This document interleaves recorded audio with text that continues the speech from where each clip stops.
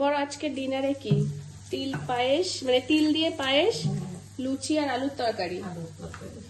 আচ্ছা, তো এই তিল পায়েসটা হচ্ছে প্রত্যেকবারই আমাবুচি, যেহেতু আজকের ফার্স্ট ডে, তো প্রত্যেকবারই দেখি যে তিল পায়েসটা খাওয়া হয়। তো এই তিল পায়েসের মেন মানে রিজনটা কি খাওয়ার জন্য? খাওয়ার রিজন ছোটবেলায় ঠাকুমার কাছে শুনছি সর্প যাতে না কাটে সেই ইসের থেকে, সর্প ওই কি ভয়ের থেকে তিল পায়েস খাওয়া। আচ্ছা, আর বর্তমান যুগে যেটা বর্তমান এসে সেটাতে বলে যে তিল হলো শরীরের জন্য ঠান্ডা উপকারী।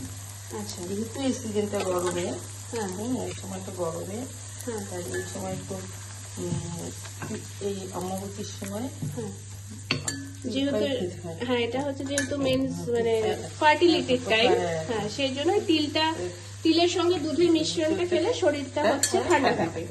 এটা হচ্ছে সায়েন্টিফিক নিয়ম। আর আধ্যাত্মিক নিয়মে এটা হচ্ছে এটা কি সর্প যাতে না হয়।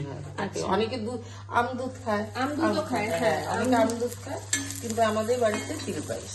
যেমন আমার শ্বশুর বাড়িতে আমদুধ খায় ওরা যে কোনো একটা দিন।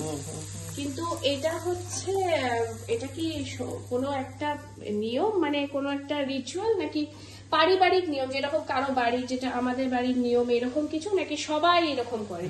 মানে আসামের দিকটাতে সবাই এরকম করে, নাকি শুধু আমাদের বাড়িরই পারিবারিক নিয়ম? সবাই করে কিনা জানি না ঠিক, কিন্তু আমাদের বাড়ির থেকে, আমার ঠাকুমার কাছ থেকে ছোটবেলার থেকেই দেখে আসতেছি 3 রকম: তিল পায়েস, ইলিশ মাছ আর কচুর শাক। এই তিনটা খেতেই হবে। খেতেই হবে।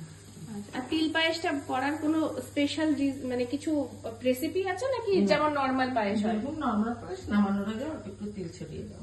আচ্ছা, তো এই হচ্ছে আজকের ডিনার।